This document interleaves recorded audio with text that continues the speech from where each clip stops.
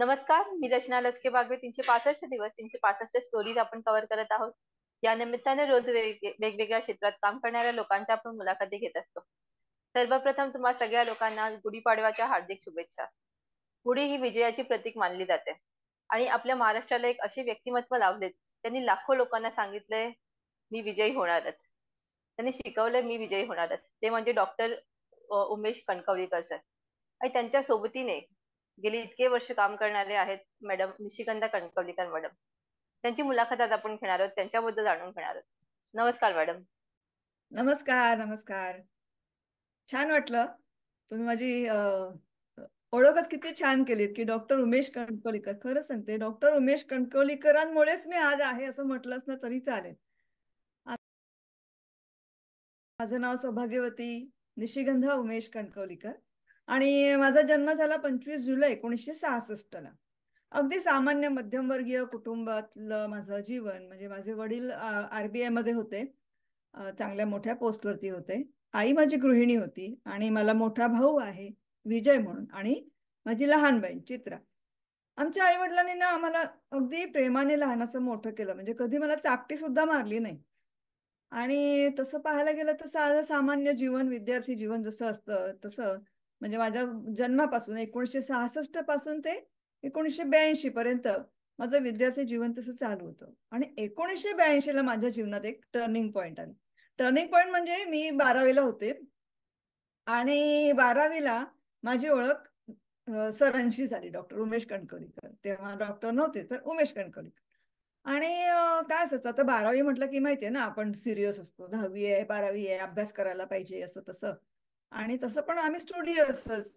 तर क्लास म्हणजे आपल्या क्लासरूम मध्ये सरांनी सांगितलं की उमेशचे उमेशचे उत्तर किती छान असतात, तुम्ही किती मुद्देसूद असतात, किती व्यवस्थित हँडरायटिंग चांगलं असतं, किती छान मांडणी असते, तर तुम्ही ते रेफर करा, म्हणजे तुम्हाला पण कळेल की कशी उत्तरं लिहायला पाहिजे. झालं, आता काय करणार. मी कधी कोणाशी एवढी, माझा स्वभाव बोलका नसल्यामुळे मी कोणाशी बोलायचे नाही. पण आता अभ्यास तर करायचा आहे चांगला, तर म्हटलं चला बोलूया. मग मी त्यांच्याशी धाडस केलं बोलायचं, आणि मग नोट्स मागितल्या, आणि मग असं करता करता आमची ओळख झाली. आणि त्या ओळखीचं रूपांतर प्रेमात कधी झालं हे आम्हाला कळलंच नाही कधीच. कारण सरांचा स्वभाव आहे ना खूपच छान. म्हणजे शिक्षक असू दे, विद्यार्थी असू दे, मित्र असू दे, सगळ्यांची मनं जिंकायची सर. त्यामुळे खूपच बोलका स्वभाव, आणि त्यामुळे कोणीही आकर्षित होईल सरांकडे. आणि सर म्हणजे त्यावेळेला कराटेचे क्लासेस घ्यायचे, शिकवायचे म्हणजे. आणि त्याच्यातून उत्पन्न, पॉकेट मनी कमवायचे, मार्केट रिसर्च करायचे, त्याच्यातून पैसे कमवायचे. आणि बऱ्याचदा असं व्हायचं, मला म्हणायचे की तू थांब या बिल्डिंग मध्ये खाली, मी पटकन जाऊन वरती जाऊन सर्वे करून येतो. आणि आले की खाली की म्हणायचे, अरे वा चल, माझे 3 सर्वे झाले या बिल्डिंग मध्ये आज. 50 रुपयाचं काम झालं. 50 रुपये त्यावेळेला खूप मोठे होते. 1982च बोलते मी, तर 50 रुपयाचं काम झालं. अरे वा म्हटलं सर. तर असं आमचं दोघांचं जीवनही सुरळीत चाललेलं. कारण कसं झालं की आमच्या दोघांच्याही घरातून काही आम्हाला आडकाठी आली नाही. म्हणजे त्यांनी आम्हाला परवानगी दिली. बऱ्याचदा फक्त त्यांचं काय म्हणणं होतं की नाही, अभ्यास करणं महत्वाचं आहे, तुम्ही अभ्यास व्यवस्थित करा, नंतर बघू आपण, तुमचं होईल मनासारखंच होईल, पण तुम्ही अभ्यासातून लक्ष तुमचं विचलित व्हायला नाही पाहिजे. आणि मग आम्ही तसं तर आम्ही सिरियस होतोच होतो. त्यामुळे बऱ्याचदा काय असायचं, मी त्यांच्याच घरी असायची. ते राहायचे जोगेश्वरीला आणि आम्ही मुंबई सेंट्रलला, म्हणजे RBI क्वार्टर्स होते ना तिकडे, त्याच्यामुळे आम्ही तिथे राहायचो. तर सरांनी काय केलं, मला फर्स्ट क्लासचा पासच काढून दिला. नाही म्हणे तू फर्स्ट क्लास, म्हणजे मला काहीही द्यायचं, मला कुठेही फिरायचं तर टॅक्सी, रिक्षा असंच. आणि त्यासाठी स्वतः ते मेहनत करायचे, पैसे कमवायचे, आणि हे मला खूप आवडायचं. म्हणजे मला अभिमान वाटतो त्या गोष्टीचा. आणि घरच्यांनी सुद्धा, म्हणजे ना आम्हाला माझी नणंद आहे अनिता म्हणून, तिने आम्हाला खूप साथ दिली. माझ्या भावानी, माझ्या बहिणीने पण आम्हाला खूप साथ दिली आम्हाला. आणि आमच्या घरच्यांचा म्हणजे आमच्यावर एवढा विश्वास की एक सांगेन तुला की आमच्या लग्नाच्या आधी राजगडावरती गड जागरणाचा कार्यक्रम होता. अक्षरशः 10 दिवस आम्ही तिथे राहणार होतो. मोठमोठे व्यक्तिमत्व, म्हणजे गोनी दांडेकर म्हणा, किंवा एक मंत्री होते शाबीर शेख, एक मंत्री होते शाबीर शेख, ते तिथे येणार. असे मोठमोठी मान्यवर तिथे मंडळी येणार होती. आणि माझा भाऊ, माझी वहिनी, माझ्या दुसऱ्या बहिणी, सरांचे मित्रमंडळी हे लोक पण होते आमच्या बरोबर. तर आम्ही तिकडे 10 दिवस खूप छान झाला कार्यक्रम, एवढा मस्त कार्यक्रम झाला. गुन्हे दांडेकरांबरोबर राहायला मिळालं म्हणजे हेच केवढं मोठं भाग्य. तर असं करता करता छान जीवन चाललं होतं. कसं काही मोठं व्यवस्थित वेगळं काही नव्हतं, पण छान चाललं होतं. 1987ला मग आमचं लग्न झालं. लग्नानंतर 88ला मुलगा झाला. डॉक्टर राजेश आज म्हणतो आपण त्यांना. आणि एकच म्हणजे आम्ही ठरवलेलं की एकच मूल. पण तेव्हा आम्ही असं म्हणजे आमचं स्वप्न म्हणजे स्वप्न बघायचं हे सरांकडनं शिकावं स्वप्न कसं बघावं. कारण आम्ही स्वप्न पाहिलं होतं एकच मूल करायचं. मुलगा असू दे, मुलगी असू दे, काय असू दे, पण आपण त्याच्याकडे व्यवस्थित लक्ष द्यायचं, भरपूर लक्ष द्यायचं आणि त्याला घडवायचं. आणि जेव्हा मला पोटात दुखायला लागलं, कळा आल्या, तर मी हॉस्पिटलला ऍडमिट झाल्यानंतर आमचं जे स्वप्न होतं की आपल्या मुलाला घरात आणायचं तर आपल्या गाडीतून कारमधून आणायचंय. तसं पाहायला गेलं तर मी पूर्वीची पोद्दार आणि आता कणकवलीकर, तर दोन्ही घराण्यामध्ये कार नव्हतीच. त्यामुळे आमच्या घराण्यातली पहिली कार असणार होती ती. आणि आता मी तर गेली ऍडमिट झाली, कार नाही आपल्याकडे. मुलाला घरात घरात आणायचंच, हॉस्पिटलमधून तर कार नाही आणायचं स्वप्न. मग शेवटी आम्ही एक सेकंड हँड फियाट सरांनी घेतली. आणि जेव्हा मला डिस्चार्ज दिला ना, तर कारमध्ये बसून राजाला आम्ही घरी आणलं.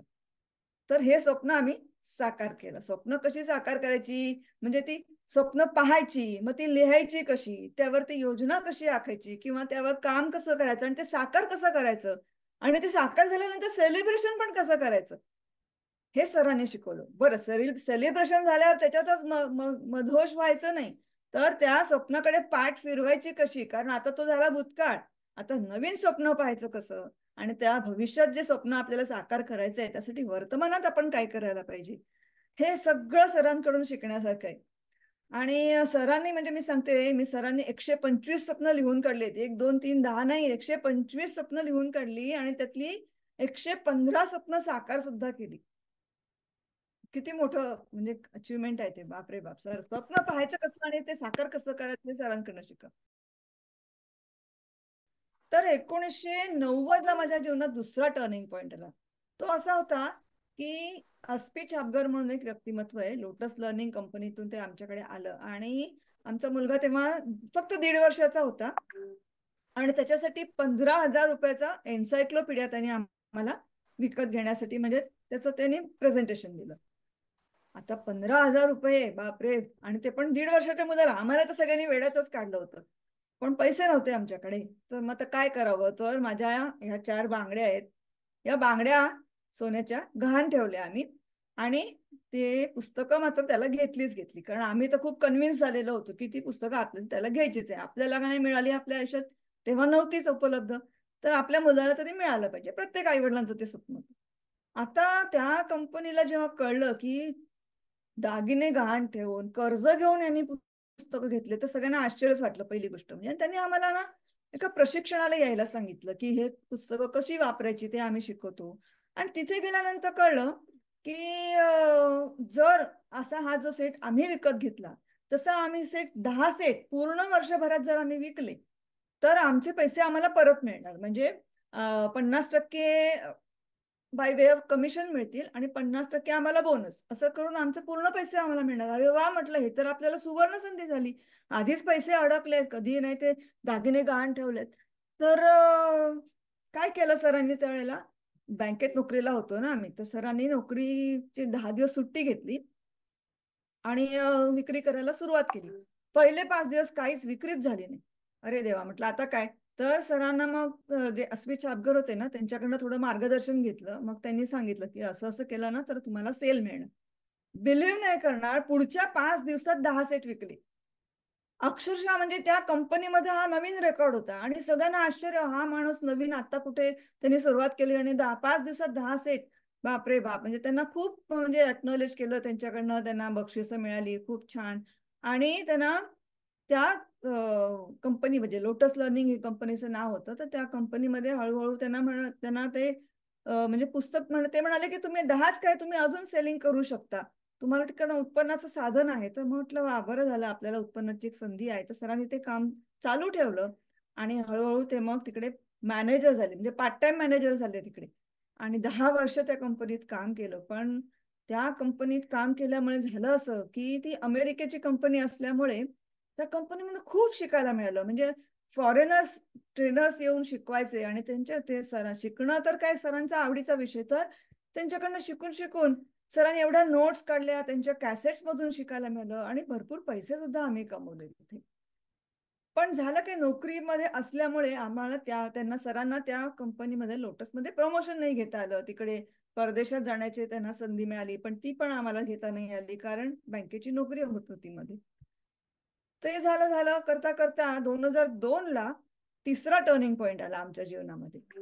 आणि ते असं झालं की राजा, आता आम्ही ठरवलंच होतं की आमचा राजा राजेश, त्याला मी राजा म्हणतो, की त्याला आपण चांगलं घडवायचं. त्याच्यामुळे त्याच्या शाळेमध्ये कधी पॅरेंट मीटिंग असेल काय असेल तर आम्ही दोघंही जायचो. असं नाही की आज तू जा पर नेक्स्ट टाइम मी जाईन वगैरे, असं नाही, तर आम्ही दोघंही जायचो. आणि मग 2002 ला काय झालं, डॉक्टर एपीजे अब्दुल कलाम राष्ट्रपती झाले आणि त्यांचं भाषण होतं. तर शाळेतून हा घेऊन सांगून आला की आम्हाला शाळेतून सांगितलंय त्यांचं भाषण ऐकायचंय तुम्ही आज, आणि त्याच्यावर उद्या आम्हाला तुम्हाला प्रश्न विचारणार आहे म्हणून. आता काय, आपल्या मुलाची परीक्षा म्हणजे आपलीच परीक्षा. झालं, आम्ही बसलो होते, म्हणजे त्यांचं जे 25 जुलै 2002 ला ते राष्ट्रपती झाले आणि त्यांनी जे आपल्या भारताला संबोधून भाषण केलं ना, तर आम्ही सगळे ऐकायला बसलो टीव्ही समोर. आणि त्यामध्ये अब्दुल कलामांनी एक विचार मांडला की आज भारत देश आपल्याला काय देतो हे महत्वाचं नाहीये, तर आपलं आपल्या भारताप्रती काय योगदान आहे हे फार महत्वाचं आहे. आणि ह्या विचाराने ना सरांना रात्रभर झोपच नाही. त्या विचाराने ते पेटून उठले. दुसऱ्या दिवशी बँकेत गेले, बँकेचा राजीनामा दिला आणि मला म्हणाले तू पण राजीनामा दे. म्हटलं काय झालं, तर नाही म्हणे आपण असं असं करूया, तू राजीनामा दे, तुझा माझ्यावर विश्वास आहे ना. म्हटलं हो ठीक आहे चल. आम्ही दोघांनी राजीनामा दिला आणि त्याच्यानंतर महाराष्ट्रभर दौरे केले. मला सर काय म्हणाले, बघ आपला पगार आहे ना, तो पगार आहे तेवढा आपल्याला मिळाल्याशी कारण मी तो तुला मिळवून देतो. महाराष्ट्रभर आम्ही दौरे केले. मग म्हणजे जवळजवळ 9 महिने 10 महिने म्हणशील तू, महाराष्ट्रभर आम्ही अक्षरशः महाराष्ट्र पिंजून काढला आणि आमच्या उद्योगाचा एक ट्रायंगल बनवला. बाय द टाइम सरांची पुस्तकं मी विजेता होणारच 3 भाषांमध्ये आली होती. मी winner, I will be a winner, मी विजेता होणारच, मैं विजेता बनूंगा. तर सर काय म्हणाले की मी ही पुस्तकांची विक्री करीन, कार्यक्रम करीन आणि आपण पैसे कमवू. तर असं आम्ही तो ट्रायंगल बनवला, पुस्तक, कार्यक्रम, कार्यशाळा. आणि मग महाराष्ट्रभर दौरे करून आम्ही सगळा अभ्यास केला, कुठे कुठे चांगली पुस्तकांची, कोणत्या कोणत्या राज्यांमध्ये कुठे कुठे चांगली पुस्तकांची दुकानं आहेत, कुठे कुठे थिएटर्स आहेत, परत पेपरच्या जाहिराती कशा करायच्या, कुठच्या शहरात कुठच्या कुरिअरने पुस्तकं पाठवली तर चांगलं, कार्यशाळा कशा, सगळा अभ्यास केला. आणि मग 2017 पर्यंत महाराष्ट्राला, उभ्या महाराष्ट्राला डॉक्टर उमेश कणकवलीकर हे व्यक्तिमत्व काय आहे हे कळलं. म्हणजे अक्षरशः अजून एक स्वप्न होतं आमचं की महाराष्ट्र टाइम्सचा जो पेपर येतो ना, त्या पेपरमध्ये व्हीआयपी लोकांच्या बर्थडेची यादी असते, रोज असते. तर आमचं असं स्वप्न होतं की त्या यादीमध्ये आपल्या सरांचं नाव आलंच पाहिजे. आणि तेही स्वप्न साकार झालं. तू बिलीव्ह नाही कर, तू म्हणजे नोटीस करशील, महाराष्ट्र टाइम्सच्या मी ते पेपर सांभाळून ठेवलेले आहेत. सरांचा फोटो आणि नाव यायला लागलं. या सगळ्या प्रवासात माझं तसं योगदान असं काही नाही, मी फक्त सरांना साथ देत असते. सर म्हणजे ना तलवार आहेत, अक्षरशः जहाल आहेत, ते आक्रमक आहेत आणि मी फक्त त्यांची ढाल आहे असं म्हटलं तरी काय हरकत नाही. इथे मला आणखीन एक सांगावं वाटतं की सरांची बहीण आणि माझी बहीण यांच्या जीवनामध्ये ना एक पर्सनल असा प्रॉब्लेम आला. प्रॉब्लेम आल्यानंतर मग म्हटलं आता काय करावं, त्या डिप्रेशन मध्ये होत्या.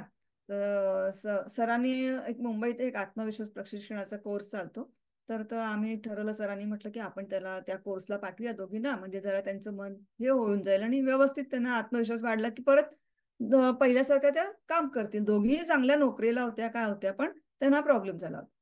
पण म्हटलं आता या दोघींना एकटं पाठवण्यापेक्षा आपण पण दोघं तो कोर्स करूया, म्हणून आम्ही सगळ्यांनीच तो कोर्स जॉईन केला. पण त्या कोर्सची काहीतरी 2 सत्र झाली असतील नसतील तर मला प्रॉब्लेम झाला. मला ॲक्टोपिक प्रेग्नन्सी झाली आणि म्हणजे मी 15 दिवस की काय मला वाटतं थिएटर हॉस्पिटलमध्येच होते. आणि त्याच्यानंतर 3 महिने मला टोटल बेड रेस्ट सांगितलेली. ॲक्टोपिक प्रेग्नन्सी म्हणतात असं की लाखातली एक केस वाचते आणि देवाच्या कृपेने म्हणा तर सरांच्याच कृपेने मी म्हणेन की मी ती वाचली होती. कारण मला सकाळी माझ्या पोटात दुखत होतं, तर मी सरांना म्हटलं पण पोटात दुखतंय माझ्या, तर पोटात दुखणं काही एवढं हे नसतं ना. तर सर म्हणाले काय नाही ग, होईल बरं, तू जा बँकेत कामाला. पण मी बँकेत गेल्यानंतर झालं असं की मी चक्करच येऊन पडली.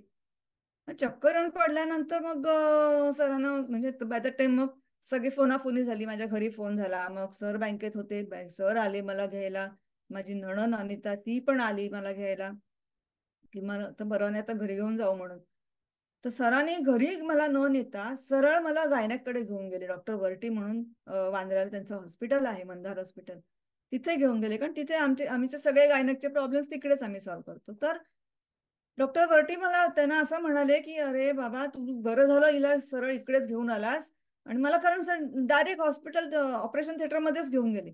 म्हणजे तू आज आत्ता जर तिला इथे नसतं आणलंस ना, तर संध्याकाळपर्यंत तिचं काही खरं नाही. ती म्हणजे तू गमावून बसला असतास तिला.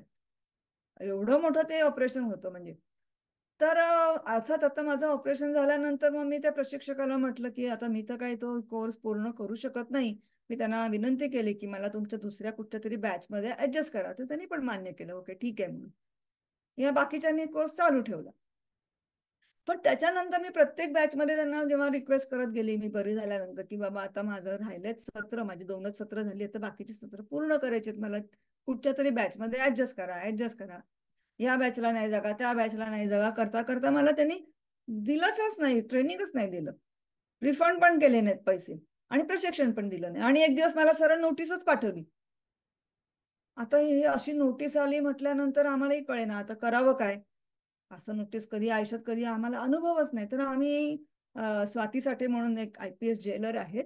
तर त्या म्हणजे सरांच्या कार्यक्रमाला कैद्यांना घेऊन यायच्या. तर त्यामुळे आम्ही त्यांची ओळख झाली होती. तर आम्ही त्यांच्याकडे गेलो आणि म्हणालो, की असं असं झालंय बाबा, ही नोटीस आली तर याचं काय करायचं आम्ही. तर त्यांनी ती नोटीस पाहिली, वाचली आणि ते म्हणाले, कोण आहेत हे, मी ह्या लोकांना ओळखत पण नाही. आज तुम्हाला उभा महाराष्ट्र ओळखतोय. आणि मला त्या म्हणाल्या, अगं ह्याच्याकडून आत्मविश्वास होते आणि पॉझिटिव्हिटीचे धडे घेण्यापेक्षा तू त्यांना कुठे जातेस, त्यांच्या कशाला मनधरणे करत बसलीयस. आणि तुम्ही स्वतः का नाही प्रशिक्षणामध्ये येत, कारण तोपर्यंत आम्ही प्रशिक्षण सुरू नव्हतं केलं. एव्हाना राजेश पण मोठा झाला होता, त्यामुळे तोही होता त्यांच्या बरोबरच्या मीटिंगला. आणि दरम्यानच्या काळात काय झालं होतं, की आमच्या डोक्यात मग ते प्रशिक्षणाचं सुरू झालं होतं तंत्र. आणि दरम्यानच्या काळात त्याला कसं सरांनी 10वी पासूनच सेलिंग मार्केटिंग करायला शिकवलं होतं, त्यामुळे तो काम करत होता. कारण सर म्हणाले होते, की 12वी पासून मी सुरुवात केली, तू 10वी पासूनच सुरुवात कर, म्हणजे तुला अनुभव येतो. आणि असं करता करता त्यांनी शेअर मार्केट, म्युच्युअल फंड याचा पण अभ्यास करायला सुरुवात केली होती. पण झालं असं, की एका दिवशी त्याला एक खूप मोठा आर्थिक फटका बसला त्या शेअर मार्केटच्या ह्याच्यात, कारण अनुभव नसल्यामुळे. त्यामुळे मग काय झालं, की चला आपण प्रशिक्षण सुरू करायला, ते अजून एक दुजोरा मिळाला, की झालेला आपल्याला लॉस भरून काढायचा. तसं आम्ही ठरवलं, की एका दिवसात लॉस झाला ना, मग तो एका दिवसाचाच भरून काढायचा. आणि मग प्रशिक्षण सुरू केल्यानंतर खरंच आम्ही एका दिवसात त्याचा तो लॉस भरून काढला. त्यानंतर आता 2017ला पुन्हा एकदा माझ्या जीवनात टर्निंग पॉईंट आला. तो असं झालं, की आता 2017 पर्यंत हे सगळे कार्यक्रम, प्रशिक्षण वगैरे चालू होते, मोठमोठे अवॉर्ड वगैरे मिळत होते, काय होतं. आणि आम्ही सगळे मुंबई शहरात राहिलेलो, पुण्यात राहिलेलो. पण आम्ही 2017 मध्ये लंगेवाडी शहरात, लंगेवाडी ह्या छोट्याशा खेडेगावात आलो, शिरूरला आहे ते. तिकडे आम्ही शिष्यकुल उभं केलं. आणि त्यामुळे आम्हाला ग्रामीण जीवनाचा काहीच अनुभव नाही. आणि शहरात लहानाचे मोठे झालो, शहरातच सगळं झालं, त्यामुळे काहीच अनुभव नाही. म्हणजे काही विकत, छोटीशी वस्तू जरी विकत घ्यायची झाली, म्हणजे अगदी आपण म्हणू आपल्याला सर्दी तापाची गोळी सुद्धा घ्यायची झाली, कुठं औषध घ्यायचं झालं, तर आम्हाला 5 किलोमीटर जा आणि 5 किलोमीटर या, असा 10 किलोमीटरचा प्रवास करायला लागतो. आजूबाजूला काहीच नाही. अशा एका खडकाळ माळरानावरती आम्ही शिष्यकुल उभं केले. पण आज आम्ही तिथे निवांत राहतो, मस्त निसर्गाच्या सानिध्यात, निर्मळ वातावरणात. पण तसं ते सोपं नव्हतं ना, की शहरातलं वातावरण आणि आता लगेच ग्रामीण. पण आता आम्ही त्याच्यात मस्त सेटल झालेले आहोत आणि ते विजेता फाउंडेशनची स्थापना करून त्या माध्यमातून आम्ही इथे काम करतोय. आणि ते आम्ही अखेरच्या श्वासापर्यंत करत राहू. अगदी मस्त. तर असा असा हा जीवन प्रवास. मॅडम, तुम्ही बँकेत नोकरी करत होतात, तर नोकरी सोडून नवऱ्याला व्यवसायात मदत करायची, हा विश्वास तुम्हाला कुठून आला, त्याच्याबद्दल थोडं सांगा. हा, छान प्रश्न आहे हा. पण विश्वासच म्हणजे विश्व या शब्दामध्येच, विश्वास या शब्दामध्येच विश्व आहे किंवा श्वास आहे. जसं मगाशी सांगितलं, की अब्दुल कलामांचं भाषण ऐकून आम्ही राजीनामा दिला. आणि त्या दिवशी सरांनी मला फोन करून सांगितलं, की तू पण राजीनामा दे आणि आम्हाला बँड्राला बँडस्टँड नावाचं ठिकाण आहे, तिकडे आम्ही नेहमी जायचो. तर तिथे जाऊन आम्ही दिवसभर प्लॅनिंग केलं की आता जर राजीनामा दिला तर करायचं काय. तर सरांनी मला कसं समजावलं की बँकेत तू कॅशियरचं काम करते, दुसऱ्याचे पैसे मोजते, त्यापेक्षा आपले स्वतःचे पैसे मोज ना. किंवा बँकेत आपण इन्कम टॅक्स भरतो, जर यावर्षी आपला इन्कम टॅक्स 100 रुपयाने जरी जास्त असेल तरी आपण विजेता झालो, होय की नाही. तर मी म्हटलं हो. आणि सर नेहमी सिस्टमॅटिक काम करतात, त्यामुळे मला त्यांच्यावर पूर्ण विश्वास आहे. म्हणजे सिस्टीम या शब्दाचा सुद्धा त्यांनी असा अर्थ लावलाय की सिस्टीमचा फुल फॉर्म केलाय, system save your stress, time, energy and money. म्हणजे सिस्टीम. तर असं सिस्टमॅटिकली काम केल्यामुळे आपण यशस्वी होणारच आहे असं मला खात्री होती. आणि झालं असं की मग माझं हाऊसिंग लोन होतं, त्यामुळे मला काय पीपीएफचे, माझ्या पीएफचे वगैरे काही पैसे मिळाले नाहीत, कारण ते सगळे माझे हाऊसिंग लोन फेडण्यातच गेले, त्याशिवाय राजीनामा नसता मिळाला. पण सर म्हणाले काळजी करू नकोस, माझ्यावर विश्वास आहे ना, आपण नव्याने सुरुवात करू. मग आता परत पुस्तक प्रकाशनासाठी काय करावं, मग माझ्या मागण्या मी दुसऱ्यांदा गहाण ठेवल्या, कारण हिंमत केल्याशिवाय किंमत होत नाही, बरोबर की नाही. तर असं मी म्हणजे हा विश्वासच आहे ना सरांनी असा मला विश्वास दिला. तुमच्या कामातनं तुम्ही लाखो लोकांच्या आयुष्यामध्ये विजयाची गुढी उभारलेली आहे. तर हे काम तुम्ही सरांसोबत पाहिलं, पूर्ण महाराष्ट्राचं तुम्ही भ्रमंती केलेली आहे आणि लोकांच्या आयुष्यात बदल घडताना पाहिलेत. तर तेव्हा तुम्हाला कसं वाटलं? अर्थातच समाधान मिळतं, आनंद मिळतो, कारण आपण नोकरी सोडली, घरदार सोडलं, त्याचं सार्थक झालं असं वाटतं. काय आहे ना, हा जो विषय आहे तो पहिला म्हणजे सरांनी सुरुवात करण्याआधी मराठीत तर कोणीच करत नव्हतं, इंग्लिशमध्ये अवेलेबल होतं, पण त्याचे ते इतर प्रशिक्षक जे असायचे ते लाखो रुपये घ्यायचे. तर सरांनी मला काय म्हटलं की आपण सामान्य माणसाला विजेता करूया ना, ज्याच्याकडे लाखो रुपये आहेत प्रशिक्षणाला द्यायला, त्याला अजून विजेता काय करायचं, पण ज्याच्याकडे ते नाहीयेत त्याला पण तर विजेता व्हायचं असतं. आपण तिरुपतीचा बालाजी नको होऊया, आपण पंढरपूरचा विठोबा होऊया. त्यामुळे सरांनी अगदी रिझनेबल, म्हणजे सर काय मला म्हणायचे की जर ते 1 लाख रुपये घेत आहेत ना, तर आपण 10 लोकांकडनं 10,000 रुपये घेऊ, आपल्याला 1 लाख रुपये मिळणारच आहेत. असं करून आम्ही सुरुवात केली. आणि पहिल्या प्रयोगापासूनचे सरांचे जे विद्यार्थी आहेत ना, ते आजही संपर्कात आहेत. म्हणजे मी उदाहरण सांगेल तर एक सूर्यकांत पाटील नावाचा विद्यार्थी सरांचा, अक्षरशः 3,000 रुपये महिना पगार असायचा त्यांना. पण आज सरांच्या गायडन्समुळे, या ट्रेनिंगमुळे सर मर्सिडीज घेतली त्यांनी. एक उदाहरण अजून आहे, डॉक्टर सोनल बांगडे. त्यांनी 50 लाखाचं कर्ज घेऊन त्यांची लॅब सुरू केली, आज पॅन इंडिया लेवलला आहेत ते.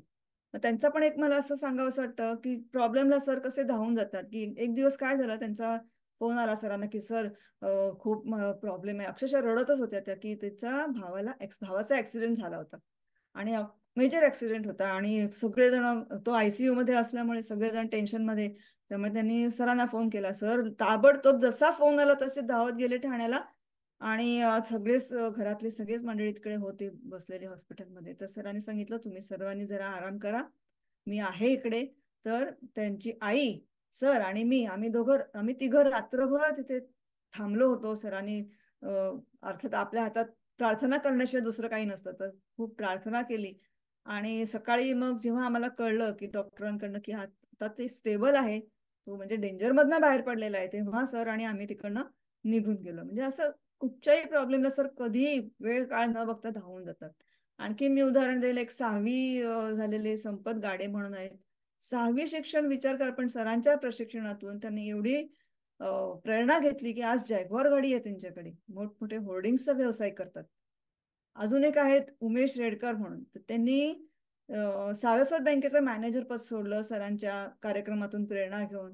आणि त्यांच्या मिसेसचं नाव मेघा रेडकर, आमची चांगली मैत्रीण ती. तर ते एक वाईट म्हणजे झालं की त्यांना कॅन्सर झाला.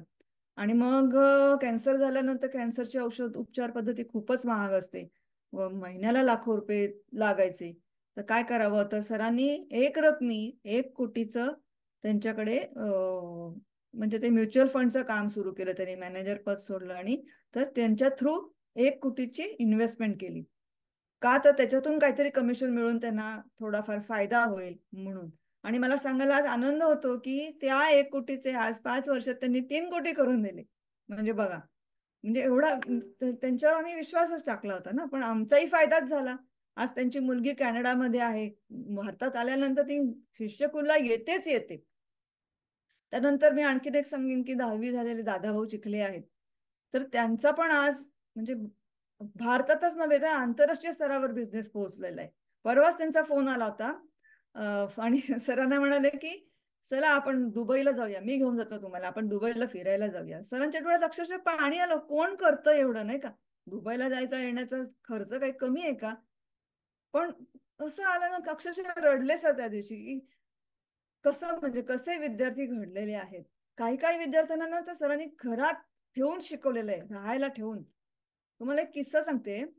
साम टीव्हीवर सरांची इंटरव्ह्यू होती आणि सरांची मुलाखत होती तेव्हा त्यांनी सांगितलं की तुमच्यासोबत तुमच्या मुलाला पण घेऊन या म्हणून. तर आम्ही राजेशला घेऊन जायचं होतं. पण त्यावेळेस काय झालं माहिती का, विद्यार्थ्यांच्या आत्महत्यांचं प्रमाण खूप वाढलं होतं. आणि म्हणून सरांनी काय केलं की असाच एक विद्यार्थी ज्याला सरांनी वाचवलं होतं त्याला सर घेऊन गेले. का तर म्हणे याच्या उदाहरणातनं इतर लोक, इतर विद्यार्थी आत्महत्येपासून त्यांना जरा आपण वाचवू शकतो. त्यामुळे त्यांनी स्वतःच्या मुलाला न नेता त्यांच्या विद्यार्थ्याला ते घेऊन गेले. असं म्हणजे काय किती सांगू तेवढं कमीच आहे. कधी कधी दुःख पण होतं. कारण कारण काही विद्यार्थी पाठ फिरवतात आपल्याकडे, कारण सरांनी त्यांना उडायला शिकवलं पण ते घरट्याकडे कधी परत येतच नाही. असं करू नये. पण त्याने खूप दुःख होतं. म्हणजे सर तर वाट पाहत असतात माझे विद्यार्थी येतील, कारण सर मनापासून त्यांना शिकवतात. पण हो, काही ना ती जाण आहे, ते येत असतात. आणि आनंद होतो की महाराष्ट्र शासनाच्या उद्योजक जे मासिक येतं ना, त्या मासिकामध्ये सरांच्या बऱ्याच विद्यार्थ्यांच्या मुलाखती आजवर प्रकाशित झालेल्या आहेत. कारण आज लाखो विद्यार्थी झाले, त्यातले हजारो घडले पण असतील. पण आमच्यापर्यंत ना शेकडोच पोहोचले असतील. कारण कसं होतं ना, आजकाल कुठेही गेलं तर रोजच कोण ना कोणतरी भेटतं की सर, आज मी जे काही आहे, जे काही मी अचीव्ह केलेलं आहे, हे तुमच्या कार्यक्रमामुळे केलंय किंवा तुमच्या पुस्तकांमुळे केलंय. हे ऐकल्यानंतर म्हणजे खूप समाधान वाटतं. कारण कसं आहे ना, सर जीवाचं रान करून कळकळीने तळमळीने सगळ्यांना मार्गदर्शन करत असतात आणि त्यामुळेच तर हे रिझल्ट येतात. अनेकदा आपण बघतो की जेव्हा बिझनेस ट्रेनिंग असते किंवा अशा प्रकारचे ट्रेनिंग असतात त्या शहरी भागात होतात. पण तुम्ही दोघांनी मिळून गावागावांमध्ये ट्रेनिंग जाऊन ट्रेनिंग दिली आहे, संपूर्ण महाराष्ट्रात तुम्ही पिंजून काढलंय. तर तेव्हा तुम्हाला महाराष्ट्रातनं काय शिकायला मिळालं त्याच्याबद्दल थोडं सांगा. पहिलं तर काय शिकायला मिळालं तर सहनशक्ती. खूप. आणि संघर्ष केल्याशिवाय उत्कर्ष होतच नाही. कारण जसं म्हटलं की प्रत्येकाचं स्वप्न असतं की आपल्या मुलाला मोठं करायचं. तसं नॅचरली आमचं पण होतं की राजेशला आम्ही भविष्यासाठी घडवायचं. त्यामुळे शाळेत पॅरेंट मीटिंग असो काय असो, आम्ही दोघंही एकदम एकत्र जायचो. पण हे आता जेव्हा दौरे असायचे तेव्हा मग दुर्लक्ष व्हायचं नाही का त्याच्याकडे. पण आम्ही त्याचा पायाच एवढा मजबूत करून ठेवला होता ना की त्यामुळे त्यांनी स्वतः म्हणजे त्याला सेल्फ स्टडी तो करायचा आणि तो त्यांनी स्वतः खूप छान मॅनेज केलं ते गोष्ट. दुसरी गोष्ट अशी झाली की एक किस्सा सांगेन की एकदा आमचा कार्यक्रम होता, रात्री 10चा कार्यक्रम, आणि आमचे कार्यक्रम संपल्यानंतर त्याच गावामध्ये राहायची सोय असते. मॅनेजर लोक प्रत्येक गावामध्ये असतात, ते सगळं सोय करतात. पण एक दिवस काय झालं, ते आमचे जे मॅनेजर होते त्यांना बरं नव्हतं आणि त्यामुळे ते आमचं हॉटेल बुकिंग करायचंच विसरून गेले. अरे देवा, आता काय करायचं. तर मग आम्ही काय म्हटलं की जाऊ दे आता एवढ्या रात्रीचं, कारण कार्यक्रम संपल्यानंतर रात्रीचे 1-2 वाजले होते काहीतरी. म्हटलं आता काय करायचं. तर आम्ही काय केलं, एका पेट्रोल पंपला गाडी लावली. तेव्हा काहीतरी आमची आरमाडा होती वाटतं, तर ती गाडी लावली आणि गाडीतच झोपलो आम्ही. आणि गाडीतच झोपल्यानंतर मग सकाळ झाल्यानंतर उठल्यानंतर नॅचरली टॉयलेट शोधायला लागलो, कुठे जाऊया म्हणून. मी म्हटलं हो मला टॉयलेटला जायचंय, काय करू. तसं म्हणाले थांब, मी इथे आहे टॉयलेट, तू जा, मी थांबतो इथे. मी गेले टॉयलेटच्या जवळ, तर दाराच्या जवळ पण जाईना जावेना मला एवढं दुर्गंधी. मी तशीच परत आले. हे म्हणाले काय झालं, काय झालं. म्हटलं नाही बाबा, मी नाही जाऊ शकत तिकडे, खूपच घाण आहे. सरांना खूप वाईट वाटलं. सर म्हणाले एक दिवस असा असेल ना की आपल्या घरामध्ये 7 टॉयलेट असतील. 7 म्हणजे का, तर 7 आमचा लकी आकडा आहे. कारण माझी जन्मतारीख 25, सरांची 16 आणि आमच्या मुलाची 7. सगळ्यांची टोटल 7च येते आणि कॅलेंडरमध्ये अशा 3च तारखा आहेत ज्यांची टोटल 7 येते. त्यामुळे आम्ही म्हणतो की आमचा लकी नंबर 7 आहे. तर त्यांनी आज ते स्वप्न साकार झालं. आमच्या शिष्यकोनमध्ये जर कधी पण तुम्ही याल, 7 टॉयलेट बाथरूम आहेत, 7 रूम्स आहेत. त्यामुळे तेही स्वप्न साकार झालं. अजून एक सांगेन की एकदा असंच झालं की हॉटेलच मिळेना जेवायला. रात्र झाली, उशीर झाला. मग काय करणार. पाण्यामध्ये कोणीतरी आम्हाला सांगितलं की तेव्हा रात्रीचे टपरी वगैरे चालू असतात, तर त्यांनी आम्हाला सांगितलं का आता तुम्हाला तर कुठेच खायला मिळणार नाही, तर तुम्ही एक काम करा, हे घ्या ग्लुकोजचं पाकिट घ्या आणि पाण्यात बुडून खा. म्हटलं पाण्यात? पाण्यात कुठे ग्लुकोज? म्हणजे तू खाऊन तर बघा. आम्ही खरंच ती ग्लुकोजची बिस्किट पाण्यात बुडवून खाल्ली आणि त्या दिवशी मस्त वाटलं, आम्ही खूप छान पोट भरलं त्याच्याने. अजून एक इन्सिडेंट सांगेन, म्हणजे खरंच तो म्हणजे अंगावर काटा आणण्यासारखाच आहे, की आजवर आता लाखो किलोमीटरचा प्रवास केला सरांनी, तर त्याच्यामध्ये सरांचे 3 ऍक्सिडेंट झाले. त्यातल्या एका ऍक्सिडेंट बद्दल मी सांगते तुम्हाला. सांगायचं खूपच आहे, किती सांगू. तर एका ऍक्सिडेंट बद्दल सांगते की असंच सरांचं तेव्हा सहज ड्राईव्ह करत होते का, आणि समोरून एक ट्रक आला अचानक, आणि त्याने साईडचं जे असतं ना मिरर गाडीचं, त्याला धक्काधडक दिली. त्यामुळे तो मिरर काचावर आपटला आणि काच फुटून सगळ्या काचा सरांच्या गालावर उठल्या होत्या, अंगावर पडल्या होत्या, गाडीत पडल्या होत्या सगळीकडे. आणि कार्यक्रमाला तर वेळेवर जायचं होतं. सरांचा कार्यक्रम कधीच उशिरा सुरू नाही, वेळेवर सुरू होतो. काय करायचं, सरांनी काय करावं, सर तसेच कार ड्राईव्ह करत गेले, कार्यक्रमाच्या स्थळी पोहोचले. काही डॉक्टरला गेले नाहीत, भेटले नाहीत, कारण कार्यक्रम वेळेवर सुरू व्हायला पाहिजे. डॉक्टरकडे गेले तर तेवढा वेळ नव्हता मध्ये.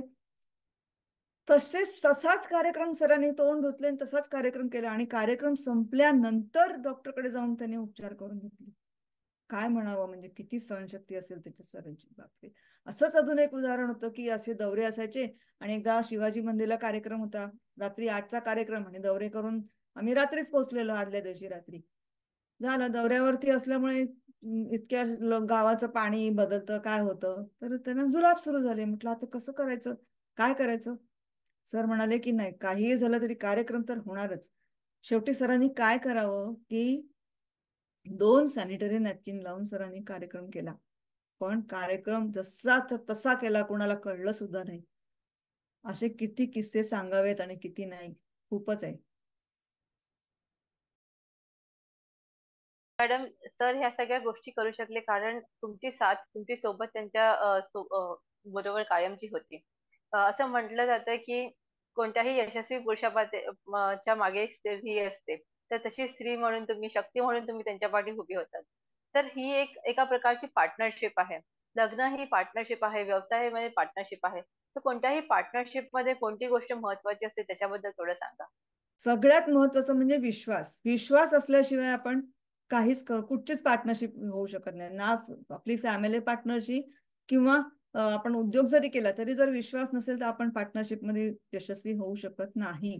आणि दुसरं म्हणजे तडजोड करायची तयारी असायला पाहिजे, आपण सहकार्य करायला पाहिजे, आपल्यामध्ये प्रेम, आपुलकी, जिव्हाळा, आदर, ममता असली पाहिजे, तर आपली पार्टनरशिप व्यवस्थित होऊ शकते. समजूतदारपणा असलं पाहिजे. आणखीन एक गोष्ट मी सांगेन की आपलं अंडरस्टँडिंग जेवढं महत्वाचं आहे तेच खूप महत्वाचं आहे, कारण अंडरस्टँडिंगच नसेल तर काहीच होणार नाही.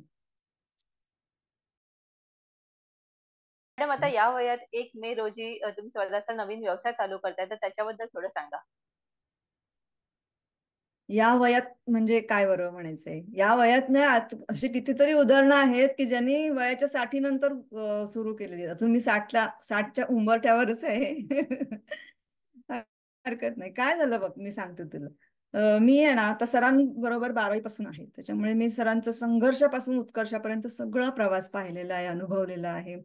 तर त्यावर आधारित मी एक छोटंसं पुस्तक लिहिलंय, मीच म्हणून. मीच म्हणजे मी विजेता होणारच चा जो प्रवास आहे. मीच म्हणजे मी अक्षर पहिलं आणि च अक्षर शेवटचं, असं मीच. असं मी एक सरांवरती पुस्तक लिहिलंय. सरांचा तो प्रवास लिहिलाय त्याच्यामध्ये. मी काय लेखिका नाहीये, पण तो प्रवास मी अनुभवलाय, तो मी मांडलाय, बाकी काही नाही. तर हे पुस्तक जेव्हा एक मॅडम आहेत बारामतीच्या, अर्चना रांजणकर बारवकर, तर त्यांनी ते पुस्तक वाचलं, आणि त्या पुस्तकामध्ये मी ती सरांची 125 स्वप्नांची लिस्ट, यादी लिहिली होती ना. तर त्यांना खूप असं म्हणजे ते वेगळंच वाटलं की माणूस स्वप्न पाहतो हे माहितीये, पण ती स्वप्न अशी लिहून काढायची, ती पण 125, आणि त्यातली बाय द टाइम 111 स्वप्न साकार झाली होती सरांची. तर त्यांनी ना त्या खूप छान लिखाण करतात. तर त्यांनी असं म्हणजे प्रस्ताव मांडला आमच्याकडे की मी या 125 स्वप्नांवरती सरांवरती पुस्तक लिहू का. तर आम्हालाही आवडलंच, नक्कीच कोणालाही आवडेल. तर मग त्यांनी ते पुस्तक लिहिलं, सरांनी गायडन्स पण केलं त्यांना. Zero to hero. Zero to hero हे पुस्तक त्यांनी त्या सरांच्या 125 स्वप्नांवरती लिहिलं, आणि खूपच छान लिहिलंय त्यांनी. मला सांगायला अभिमान वाटतो की त्याला आपल्या माईंची म्हणजे सिंधुताई सपकाळांची प्रस्तावना मिळाली, त्याचं प्रकाशन अण्णा हजारेंनी केलं. तर खूप छान झालंय ते पुस्तक. तर ते पुस्तक त्यांनी लिहिलं आणि एक दिवस त्या म्हणाल्या की म्हणजे त्यांना असं खूप आहे महिलांसाठी महिलांसाठी. तर त्यांनी आम्हाला म्हटलं तुम्ही मी विजेता होणारच कार्यक्रम केलात, पण महिलांसाठी मी विजेती होणारच कार्यक्रम नाही केला कधी. तर त्यांच्या आग्रहाखातर आम्ही 16 फेब्रुवारी 2023ला, 16 फेब्रुवारी आमचा वर्धापन दिवस असतो ना, तर खास महिलांसाठी बारामतीमध्ये कार्यक्रम केला. आणि त्या दिवशी मग सरांनी परत येताना मला असंच विचारलं की आज आपला वर्धापन दिवस आहे तर तुला काय हवंय. तर माझ्या पण डोक्यात असं म्हणजे आमचं काहीतरी चालले होते ना आमच्या दोघींचं मनात प्लॅनिंग की महिलांसाठी महिलांसाठी काहीतरी करायचं म्हणून. तर मी सरांना काय म्हटलं की आजपर्यंत तुम्ही मी विजेता होणारचला न्याय दिलात, पण तुमचं मी श्रीमंत होणारच हे पुस्तक आहे त्याला न्याय नाही दिलात, त्याच्या मला कॉपीराईट्स द्याल का. सर म्हणाले हे काय आता तुझ्या डोक्यात नवीन आलं. तर मी म्हटलं की बघा त्या पुस्तकामध्ये तुम्हीच जसवंतीबेन पोपट आहे त्यांची माहिती दिलेली आहे. त्यांनी महिला गृह उद्योग लिज्जत पापड सुरू केलं नाही का, 7 महिलांनी एकत्र आल्या त्या आणि 70 रुपयाचं कर्ज काढून त्यांनी सुरुवात जी केली, आज करोडोमध्ये त्यांचा उद्योग गेलेला आहे. लिज्जत पापड आज सगळे आपण ओळखतो. तर असं मला म्हटलं आम्हाला काहीतरी करायचंय की महिलांसाठी काहीतरी करायचंय, त्यासाठी मी असं तुम्हाला म्हणते. तर मी श्रीमंत होणारच म्हणजे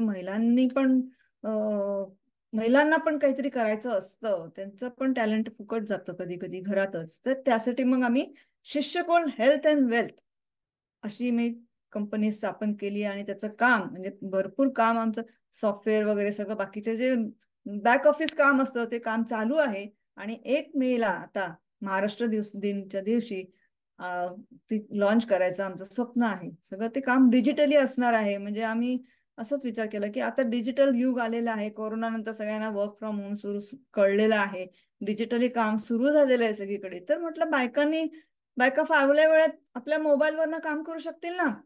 त्यांना बायकाच कशाला काही म्हणजे आपण वुमन एम्पॉवरमेंट करू शकतो, युथ एम्पॉवरमेंट करू शकतो, मुलांसाठी काहीतरी आणू शकतो, सिनियर सिटीजनसाठी काही काम आणू शकतो. कारण घर बसल्या जर मोबाईलवरनं काम करायचं असेल तर ते इझी आहे ना. आणि म्हणजे आम्ही असा विचार केला की म्हणजे पाच पाच मार्गांनी आपण सक्षम व्हायला पाहिजे. कसं तर मेंटली, फिजिकली, फायनान्शियली, सोशली आणि स्पिरिच्युअली अशा 5 गोष्टींनी आपण स्वतःला कसं सक्षम करू शकतो, या माध्यमातून आम्ही ते डिजिटल काम करत आहोत आणि म्हणजे ते आणत आहोत. ते 1 तारखेला तुमच्या सगळ्यांच्या शुभेच्छांची गरज आहे. 1 मेला तो लॉन्च करण्याचं आमचं स्वप्न आहे. पुढचा प्रश्न असा आहे की महिलांना तुम्ही काय मार्गदर्शन कराल, कारण का आता जसं तुम्ही उल्लेख केला महिलांसाठी तुम्ही काहीतरी नवं व्यवसाय सुरू करताय, तर महिलांना काय मार्गदर्शन कराल. पहिलं तर मी असं म्हणेन महिलांना की स्वतःला कमी लेखू नका. स्वतः तुम्ही खूप काही करू शकता. आजकाल आपण पाहतो की महिलाही पुरुषांसारख्याच घराबाहेर पडलेल्या आहेत, कामाला लागलेल्या आहेत, पण त्यांचं प्रमाण खूप कमी आहे अजून. म्हणजे आता रामायणामध्ये आपण बघितलं सीतेने वनवास भोगण्याची तयारी दर्शवली. तसा वनवास असं नाही म्हणणार मी, पण काहीतरी श्रम केल्याशिवाय आपण काही अचीव नाही करू शकत. त्यामुळे कुटुंबावर प्रेम तर आपल्याला करायचंच आहे, ते तर आपण करणारच आहोत आणि ते आपलं कामच आहे आणि ते आपण करतच असतो. पण त्यासोबत आपण आपल्या नवऱ्याला साथ दिली पाहिजे. नवरा काय करत असेल तर त्याच्यामध्ये म्हणजे ते काय करतात त्यांना आपण काही मदत करू शकतो का त्यांच्या कामामध्ये, हा विचार करावा. मुलांवर चांगले संस्कार करायला हवेत. आणि सगळ्यात महत्वाचं म्हणजे वाचन करायला हवं.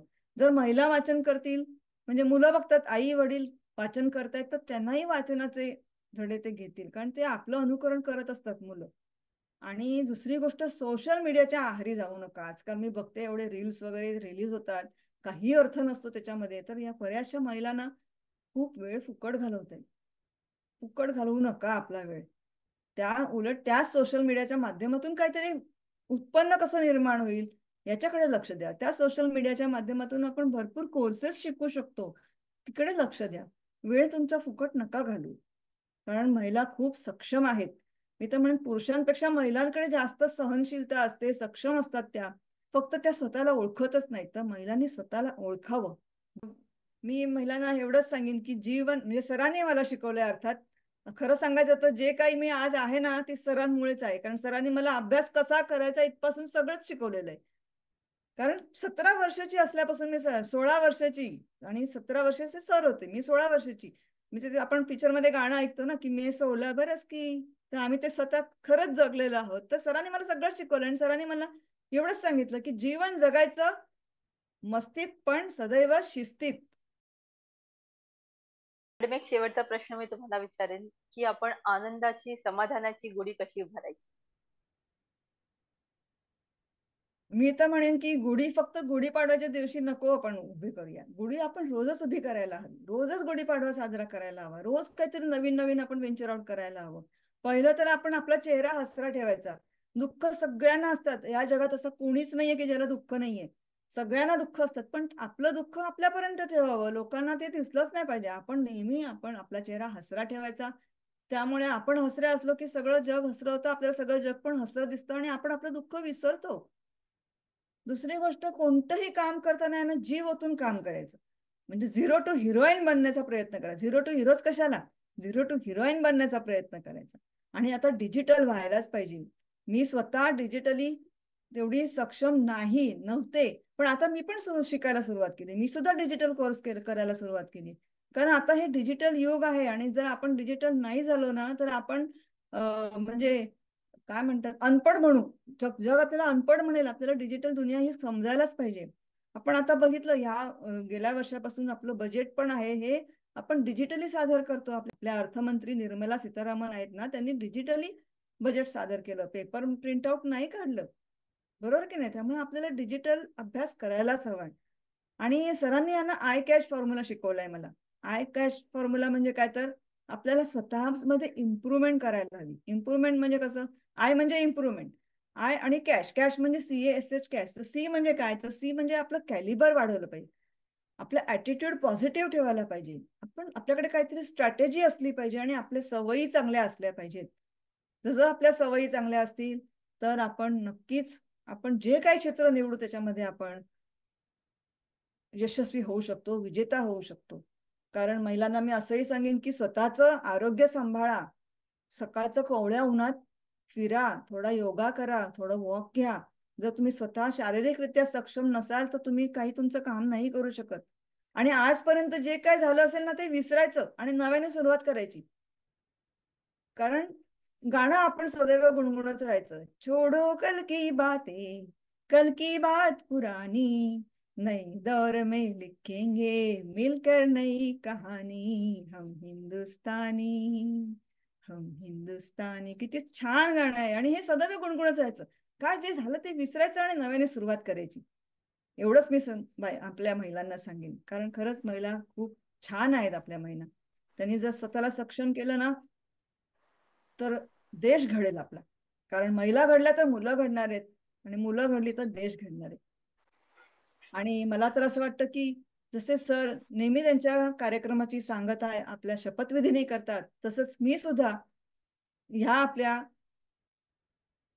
काय म्हणायचं मी सुद्धा या आपल्या मुलाखतीचा शेवट शपथविधीनेच करणार आहे. तर आपण एक शपथ घेऊया की संकट कितीही आली तरी मी थांबणार नाही. त्या संकटांच्या ढिगाऱ्यावर उभे राहीन आणि मी माझ्या ध्येयसिद्धीची वाटचाल करतच राहीन. मी विजेता होणारच, मी विजेता होणारच, मी विजेता होणारच. महाराष्ट्र विजेता होणारच आणि भारत महासत्ता होणारच. जय हिंद, जय महाराष्ट्र, वंदे मातरम. धन्यवाद मॅडम. तुम्हाला बघून आणि तुमची ही मुलाखत ऐकून असं वाटत नाही की तुम्ही पहिल्यांदा मुलाखत देताय. इतकी ऊर्जा आणि इतकी प्रसन्नता तुमच्या या शब्दांमध्ये आणि या म्हणजे एकूणच वागण्यामध्ये आहे. तर खरंच तुमच्या या सगळ्या कार्यासाठी धन्यवाद. कारण का जर तुम्ही नसतात तर कदाचित आज डॉक्टर उमेश कणकवलीकर इतक्या लाखो लोकांपर्यंत पोहोचले नसते. कारण का असं कोणतरी व्यक्तिमत्व आपल्या आयुष्यात नक्कीच लागतं की तू उभा राहा, मी तुझ्या पाठीशी आहे असं बोलणारं, आणि ते कार्य तुम्ही केलं त्याच्यासाठी खूप खूप धन्यवाद. तसेच 365 दिवस 365 स्टोरीज या माझ्या सिरीज मध्ये सहभाग घेतल्याबद्दल धन्यवाद मॅडम. थँक्यू. तर मला सरांचे धन्यवाद मानायचे की सरांमुळे मला ही संधी मिळाली की मी आज तुला मुलाखत देते. आणि तुझे तर धन्यवाद आहे की तूच मला ही संधी दिलीस. खूप खूप धन्यवाद.